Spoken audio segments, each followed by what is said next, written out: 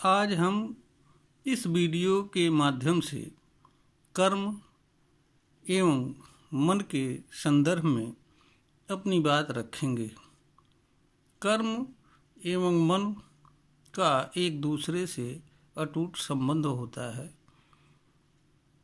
जैसे अनंत की हर चीज़ कर्म करने के लिए बाध्य होती है, कर्म से कोई चीज़ विरत नहीं होती है, ठीक उसी तरह से मन भी कर्म करने के लिए बाध्य होता है। मन कर्म से एक भी क्षण के लिए विरत रहने की क्षमता नहीं रखता है। मनुष्य जिस समय सोता है उस समय भी मन कर्म करता रहता है। उस समय मन के कर्म करने की अवस्था थोड़ी शिथिल हो जाती है, जिसे मन की सुषुप्ता अवस्था कहा जाता है। मन के हर क्रियाकलाप का प्रभाव मनुष्य पर पड़ता है। कर्म मनुष्य का हिस्सा होता है और मनुष्य की क्रिया व कर्म का प्रभाव मन पर तथा मन की क्रिया व कर्म का प्रभाव मनुष्य पर पड़ता है।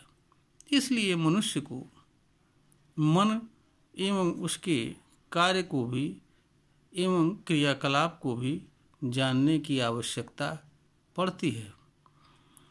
यह सही है कि मन का अस्तित्व मानव के अस्तित्व में समाहित रहता है, किंतु यह भी सही है कि जैसे मानव शरीर के अलग अलग अंगों का अलग अलग अपना कार्य और उस रूप में अलग अलग स्वतंत्र अस्तित्व होता है, ठीक उसी तरह से मनुष्य का मन भी मनुष्य के अस्तित्व का हिस्सा रहते हुए भी मनुष्य के मन का कार्य मनुष्य के कार्य से अलग होता है। यह भी सही है कि मन मनुष्य के लिए कार्य करता है।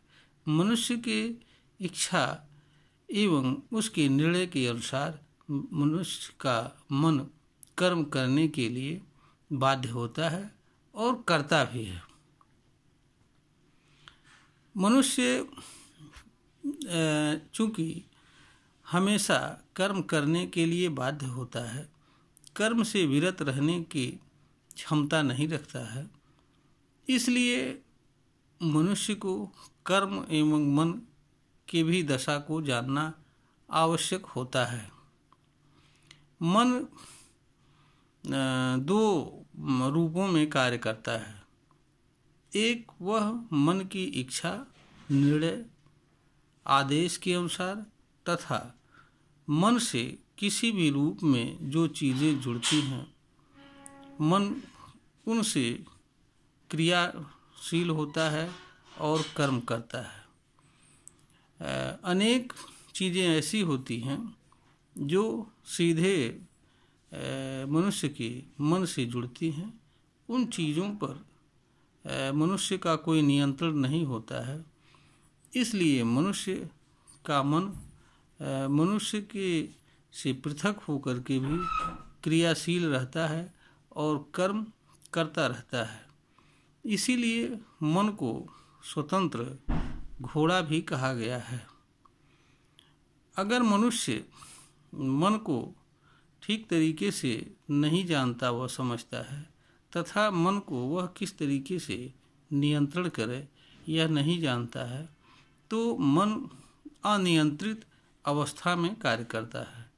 मन जिन जिन चीज़ों से जुड़ता है उन चीज़ों से आकर्षित होकर के उन चीज़ों में क्रियाशील रहता हुआ कर्म करता है। चूँकि मन के कर्म का हर प्रभाव मनुष्य पर पड़ता है, इसलिए मनुष्य के मन की क्रिया से जहाँ एक तरफ कुछ अनुकूलता जैसी चीज़ें लगती हैं, वहीं कुछ कर्म प्रतिकूलता का आभास कराते हैं, जिससे मनुष्य को पीड़ा व दुख भी होता है।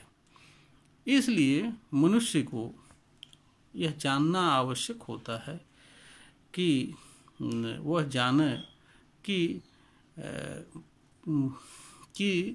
उसका मन का स्वरूप क्या होता है, उसका कार्य क्या होता है और उस पर वह नियंत्रण कैसे रख सकता है और किस रूप में मन उसके लिए उपयोगी हो सकता है। मनुष्य का मन जो है अनियंत्रित घोड़ा इसलिए होता है, प्रतीत होता है, क्योंकि असंख्य चीज़ें मन से सीधे मनुष्य की इच्छा के बिना जुड़ती हैं और ये चीज़ें ऐसी होती हैं जिन पर मनुष्य का नियंत्रण नहीं होता है। अगर मन से जुड़ने वाली चीज़ों पर मनुष्य का नियंत्रण रहता तो मन को जैसा चाहता वह वैसा कर सकता है और उस पर नियंत्रण रख सकता है। किंतु मन को क्रियाशील रखने वाली चीज़ों पर मनुष्य का नियंत्रण नहीं रहता है, इसलिए मनुष्य मन पर सीधे तौर पर नियंत्रण नहीं रख पाता है। इसलिए अनेक कारणों से मन मनुष्य के पीड़ा व दुख का कारण भी बनता है। इसलिए मनुष्य के लिए यह आवश्यक होता है कि वह मन के क्रियाशीलता को समझे, मन के कर्म को समझे, किस तरह के से मन को अपने इच्छा के अनुसार या अपने निर्णय के अनुसार क्रियाशील रख सकता है। यहाँ पर जानने व समझने योग्य बात यह है कि मनुष्य मन को पूर्णतया नियंत्रित नहीं कर सकता है और सीधे तौर पर नियंत्रित नहीं कर सकता है। इसका कारण यह है कि कोई भी चीज़ ऐसी नहीं है जो मनुष्य या जो सीधे तौर पर नियंत्रित होती है। हर चीज़ किसी अन्य चीज़ के माध्यम से नियंत्रित होती है और एक सीमा तक नियंत्रित होती है। मन की भी यही दशा है। मन एक सीमा तक मनुष्य से नियंत्रित होने की क्षमता रखता है। मन मनुष्य पर सीधे तौर पर नियंत्रित नहीं कर सकता है। वह निर्धारित विषयों, कार्यों, चीज़ों, विचारों, भाव, व्यवहार आदि में मन को नियोजित कर सकता है और उसमें निरंतर लगाए रख सकता है। किंतु इसके लिए भी निरंतर मनुष्य को प्रयत्नशील रहना पड़ता है और धीरे धीरे मन इसी कार्य में करने का अभ्यस्त हो जाता है। फिर मनुष्य को अधिक परिश्रम करने की आवश्यकता नहीं होती है।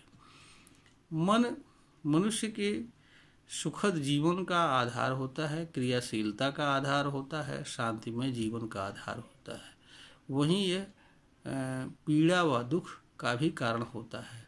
जब मनुष्य का मन ऐसी चीज़ों में कार्य करता है जो मनुष्य के लिए जो मनुष्य के लिए अनुकूल नहीं होते हैं, तो ऐसी चीज़ों से मनुष्य को पीड़ा व दुख पहुंचता है। इसलिए और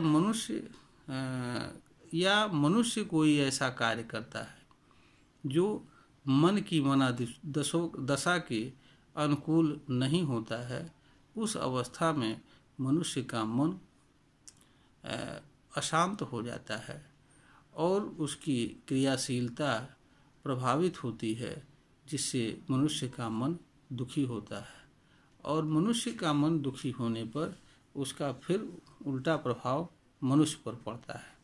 इस तरीके से मनुष्य और मन दोनों एक दूसरे से जुड़े रहते हैं कि दोनों की क्रियाशीलता एवं उनका प्रभाव दोनों पर पड़ता है। इसलिए मनुष्य के लिए यह आवश्यक होता है कि वह ऐसे चीज़ों में, ऐसे विषयों में, ऐसे कार्यों में ऐसे कार्यों में मन को नियोजित करे तथा उसमें लगाए रखे, जिससे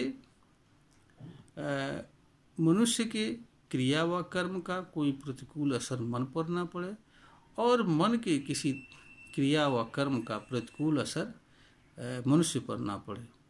इसी में मनुष्य एवं उसके मन दोनों के लिए अच्छाई है।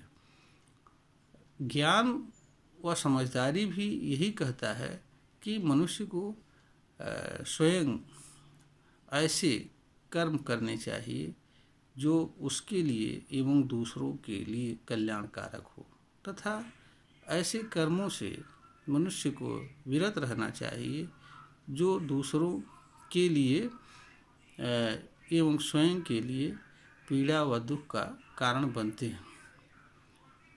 यह वीडियो ज्ञानवर्धन हेतु प्रेषित किया जा रहा है। श्रोता को अगर यह प्रतीत होता है कि यह वीडियो ज्ञानवर्धन के योग्य है, इसे लाइक करें, सब्सक्राइब करें, शेयर करें।